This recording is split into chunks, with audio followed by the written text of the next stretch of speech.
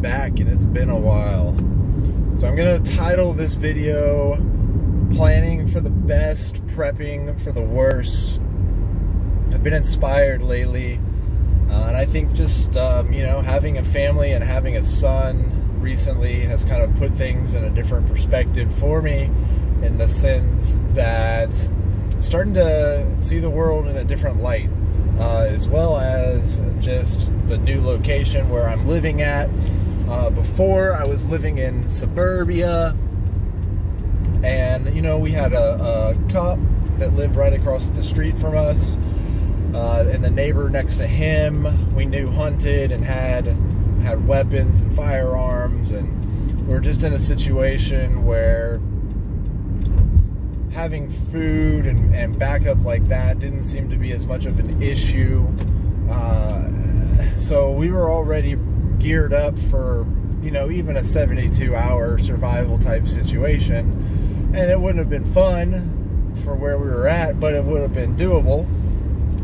But now it's just me, my wife, and our newborn, and a lot of these videos are great, wealth of information, and I'm coming to find that a lot of it gets repeated. It gets regurgitated in different manners along the way. It tends to be the same facts that a bunch of the other channels say, and then it's just repeated in different words, kind of like I just did with that long explanation. What I'm not finding a lot of, and to be honest, I haven't specifically tried to seek out this information of prepping for somebody with newborns and infants and diabetes and things like that. My wife is type 1, and my parents are type 2, and while it is sad to think, there are things that can be done for both of those in case the SHTF happens. And we're no chemist by any means, but there are ways to manufacture insulin in a very crude manner, from cows and pigs and things like that. So no, diabetics don't have to die if the SHTF, or the end of the world as we know it, the Tauki or whatever they say. So there is some information out there on that. However, I'm not finding anything really for baby, for newborn, and infants and young kids. I imagine that for those people, it's going to be very difficult to survive. So it would be very difficult for us. So we have our bug out location, our bug out plan, and we both have get home bags. I've got mine in the car. She doesn't have hers in the car, but hopefully that changes soon. And essentially, our bug out plan and location as it stands is going to be at home. I think Such mentioned it, you know, 95% of the time you need to stay shelter in place and wait for rescue, and that's the plan. And right now we're working on small, manageable chunks, milestones as it were, of prepping. You know, the first thing is if we can get to 3 months of stored food, we're gonna be happy. Water is another big thing. I'd like to have some stored up, but we also live in an area where there's not a lack of natural water. Reservoirs and creeks. We have a creek very close to our backyard. Now, it's not a flowing creek, it's a ponding creek, so that's not quite ideal, but you know, boiling it and using our life straw, whatever, that's the brand name, that's not what we have, purification tablets, etc. You know, it's going to be an adjustment period, because I love water, I love the taste of water, but I love the taste of city water, you know, or bottled water, the ultra purified good stuff. I mean, I have my Nalgene, the giant 1.5 liter one. I drink probably the equivalent of 1.5 to 2 of those a day, 3 on days I work out. So that's going to be a huge adjustment. And the big plan for us is, you know, if we are able to get to that 3 month of stored food milestone, what happens when those reserves run out if we get to that point in the post, you know, SHTF world. And that's when we hit the road to the farm, which is a 4.5 hour drive. So we're looking at a couple of days, and we got the map, and we have a general plan of how we're going to get there. Obviously, we're not gonna take the interstate over and then down. We're gonna have to snake, you know, the quickest route between 2 points is a straight line, not a 90-degree angle. So it's gonna, you know, snake our way down, and there's a big river that kind of is in between it, so that should be hopefully good enough for us to kind of refill some of our reserves if we need, until we make it to the farm.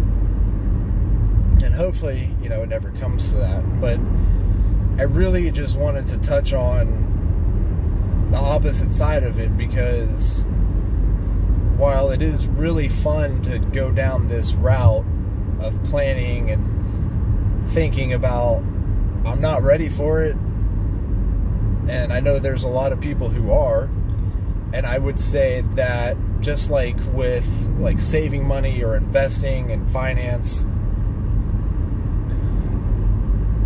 90% of, I mean, who knows what the numbers are? All I know is every time I hear it, I'm like, whoa, like I can't believe I'm where I'm at, because so X amount of people do live paycheck to paycheck. And I'm in a position where if I needed to, I could potentially not have to work for 6 months. It's not ideal. The longest I've ever gone without working, I think, was like a month and a half before, you know, I went mad. Now, there were some health issues with that as well. Mental health, physical health, athletes' depression. Another story for another day. If you know me, you know that story. And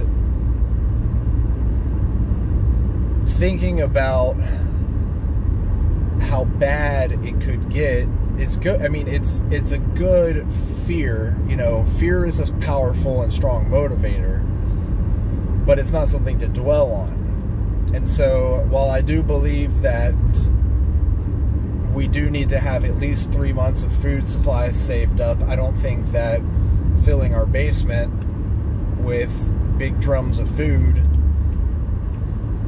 and, you know, cycling through it is really the way to go. I would imagine that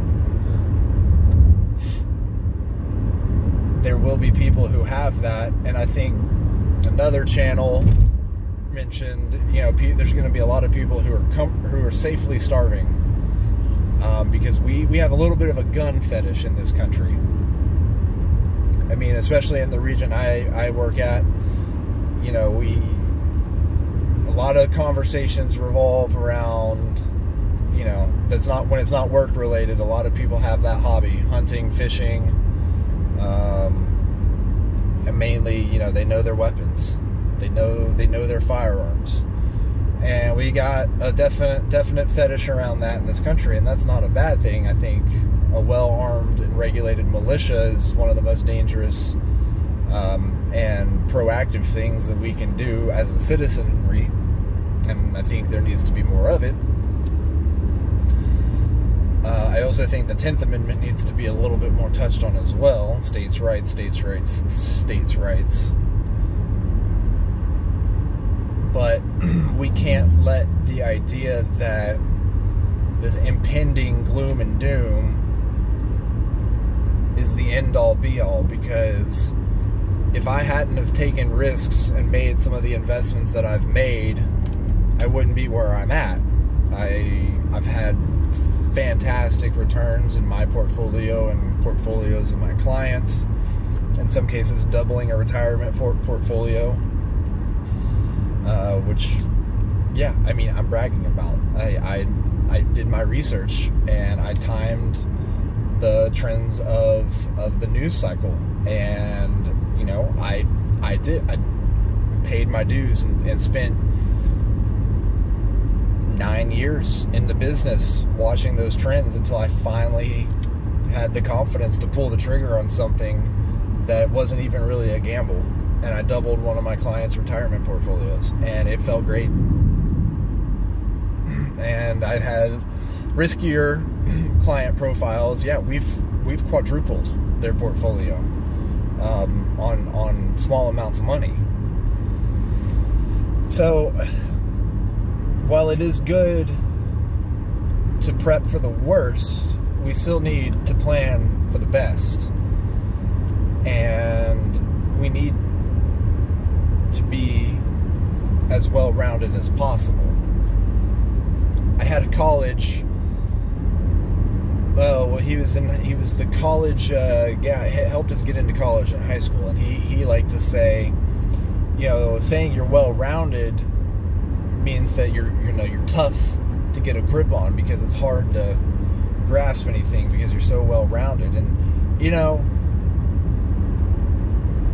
that's true in a way, but there's nothing wrong with being more or less a Renaissance person as well. So having the Renaissance man mindset, jack of all trades, master of none, but it's better than being a master of none. I mean, at certain points in history, our forefathers really had to be a jack of many trades, from canning and farming and woodworking and all of that stuff, leatherwork. I mean, how many people in today's day and age know any of that? I don't have an idea, but short of going out and getting a book and dedicating some time, I don't know. So the mere fact that you are thinking about what life is like post SHTF, but planning for the best future outcome, I feel like is going to give you the most out of, you know, that Six Sigma style, like standard deviation, full spectrum analysis, big words of, like, you can really get into the iotas of getting into the weeds of prepping and planning and having a well put together everything. And that's great, but I think you're going to miss out on a lot of growth of the world and living life. Because what happens when none of that happens and you spent your whole life prepping? I mean, how many Nostradamuses have we seen come and go, decrying the end of the world, and it never came? So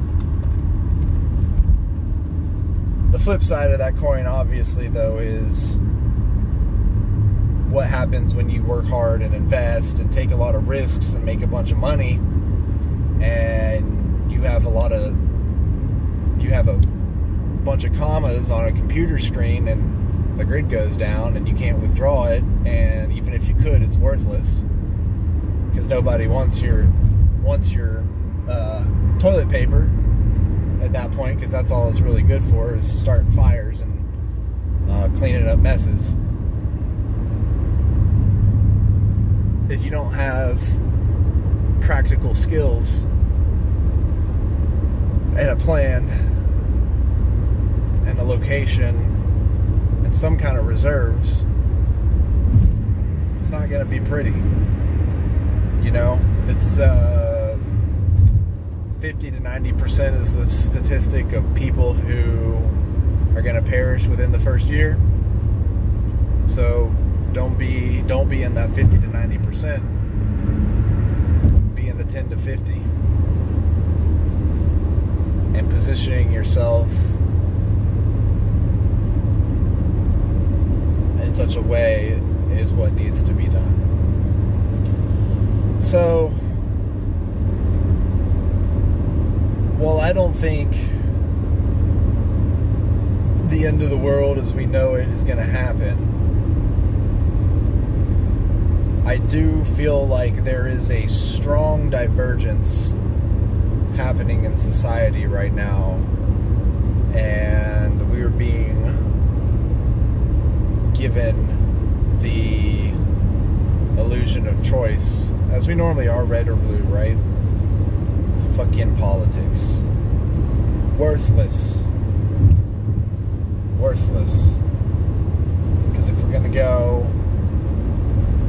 in today's day and age, which is gonna be number one, you know what it is, jabby jabby, or number two, try to make it on your own. And I think that's another really good reason to start learning some of these skills. They can't force you to live in their society and control your every move and tell you that you'll own nothing and be happy if you don't need anything that society offers to get by. And I know that that's a really tall order for a lot of people right now. I'd say a lot of people, but that's the decision that needs to be made. And there's going to be a lot of people who are talking a big talk right now about all of that, about what's going to happen and how they're going to help usher in a new society and how they're going to be invaluable, and they know this and they know that, and you know, a lot of them for sure, and a lot of them are blowing a lot of smoke. I mean, just because Bubba down at wherever around the corner from your house, you know, he might be a wealth of knowledge, but he may not be healthy. So who's worth their weight,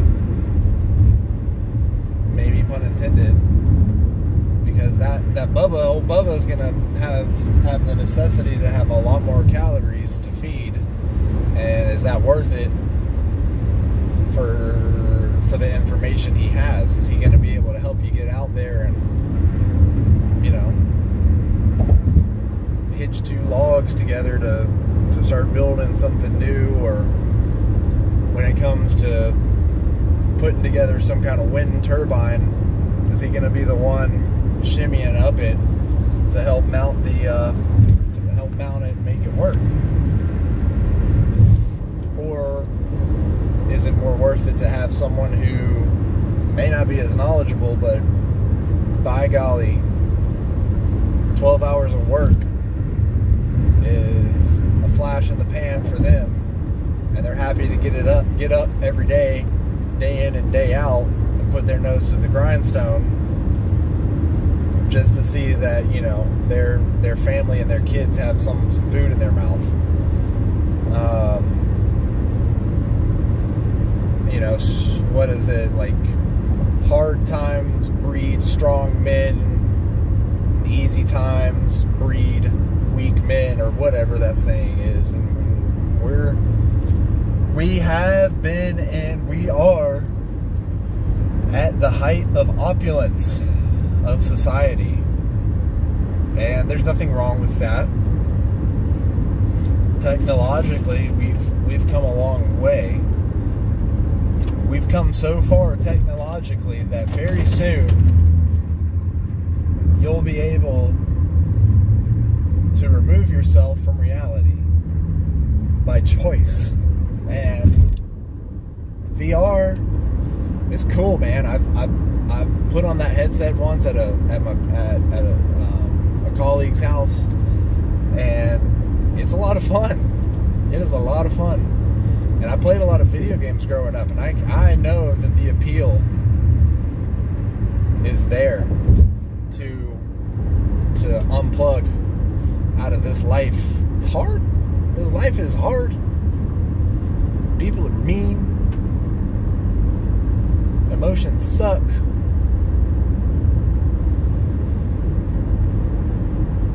All that. I mean, there's a lot of words that just went through my head. I just don't know how to say them. And so, if I was 14 years old again, and the ability to go live in one of those video game worlds, like Final Fantasy 11, that was a great online world. I'm sure World of Warcraft, I've been saved. A lot of people told me that the fact that I've somehow missed playing World of Warcraft saved my life. And there's other games, just as a kid in my imagination, like being in, 3rd, 4th, 5th grade, Pokemon. What a mind-expanding, just imaginative game of, how cool would it be if you could actually physically be in that world. Now, that choice is going to be much easier to make and a lot harder to resist, especially for people who are young, mentally, 14, 15, 16, emotional, and they can go and be somewhere where they're not ostracized, told that they're fat or ugly. They don't have to feel ugly because they can choose an avatar that's gorgeous and muscular and skinny. And I have this really funny, crazy theory. It's just a silly, for entertainment purposes, of if there was a strong, powerful AI or alien intelligence and they wanted Earth for themselves, how would they get us to the Matrix? How would they get us into that, right? Having us be plugged into pods.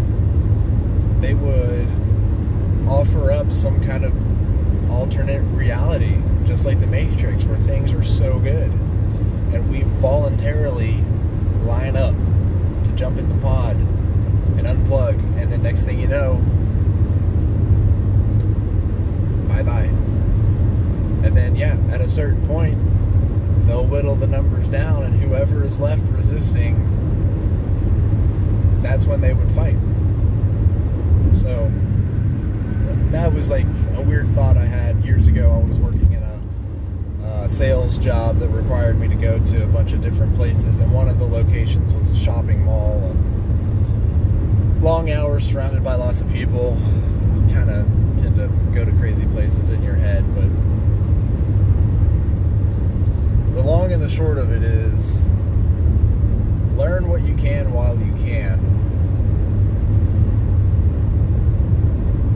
Prep for the worst, plan for the best. Don't stop investing.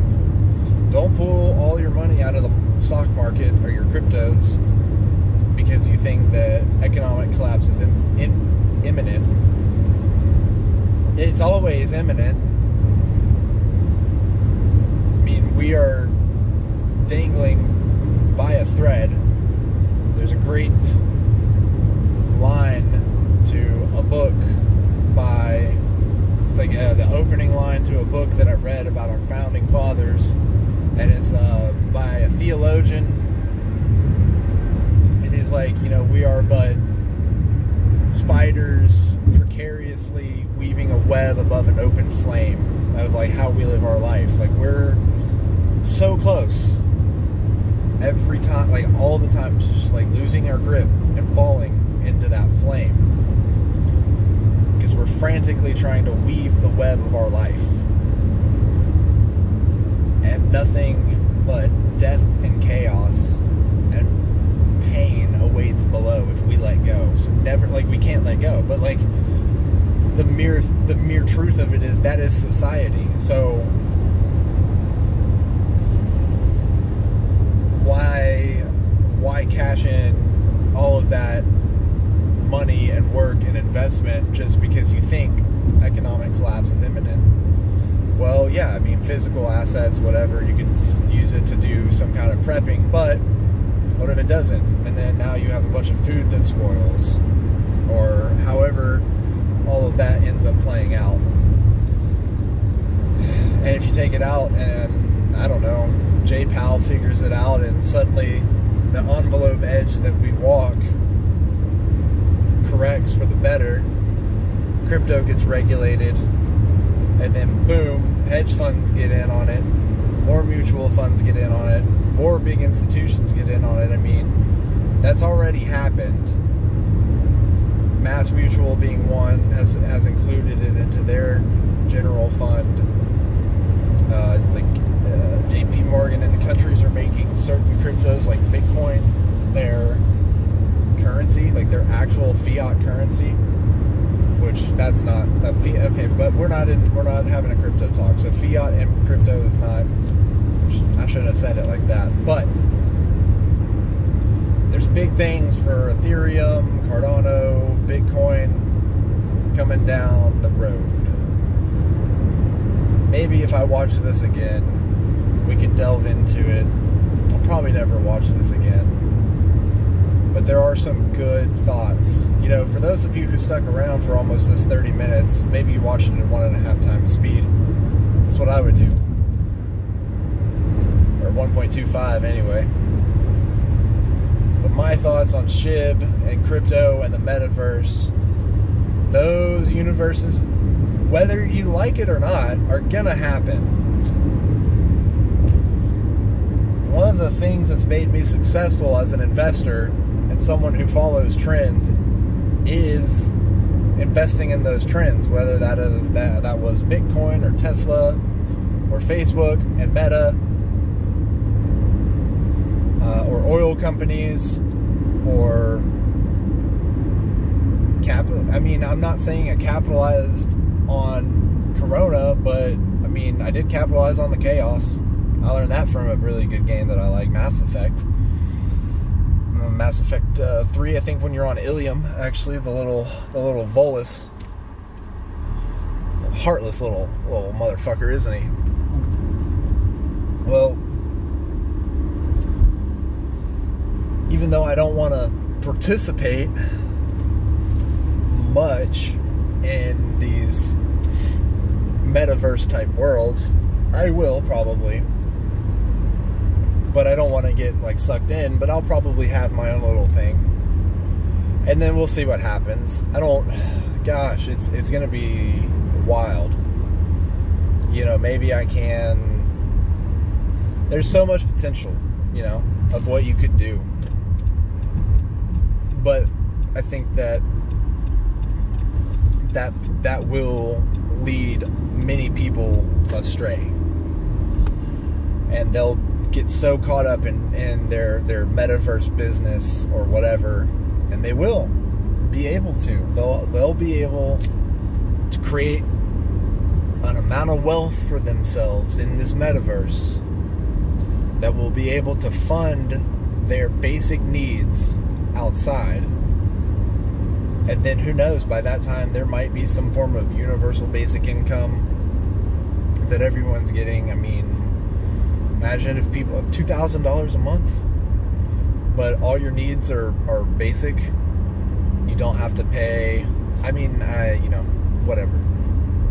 2,000. That's you know, COLI discussion as well. $2,000 a month in BFE.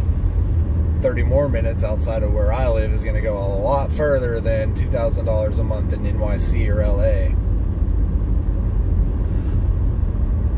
But they will be able to create a living for themselves And I do think that crypto is a huge part of what's coming, because it will be, as it is now, exchangeable for real life money.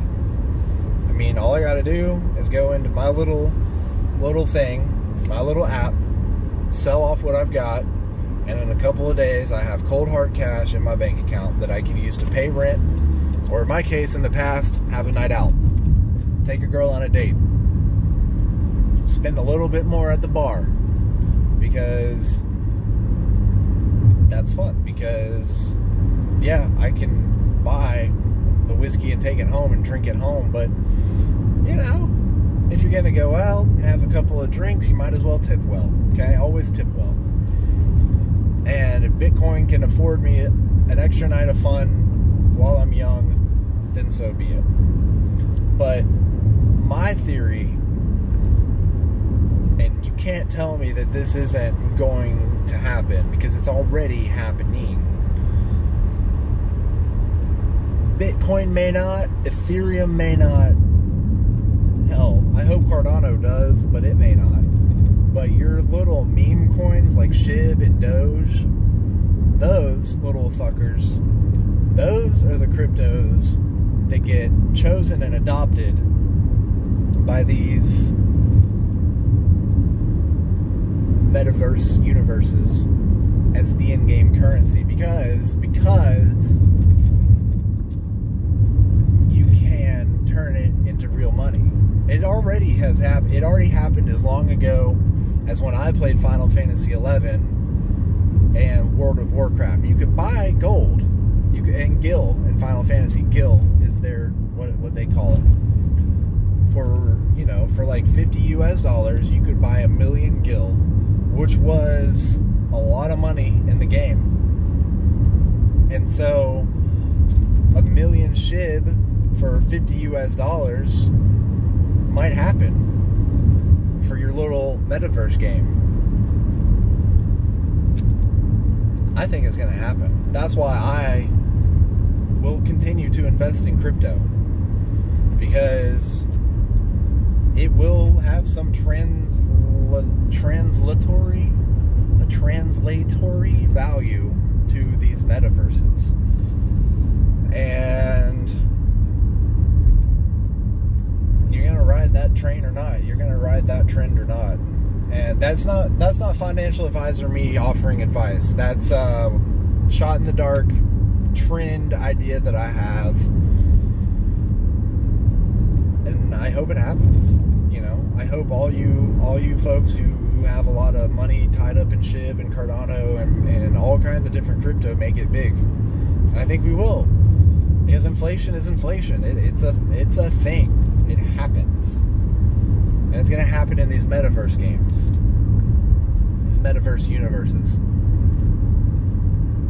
So get ready.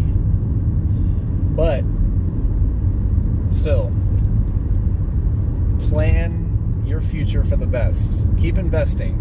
Get those dividend payers. Follow those great finance channels that, you know, really can only be on a note card about ways to make $1 million. You're never going to get rich quick unless you do some kind of crazy call or put option and you bet the farm. Don't do it, but you could. But you're probably not going to make it. So we just go to Wall Street Bets on Reddit to see how many people lose so much money.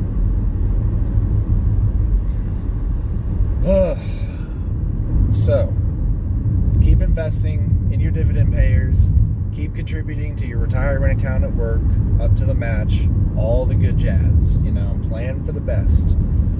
Plan your future as if the end of the world's not going to happen, but prep for the worst in case it does. Right? That's all we can do.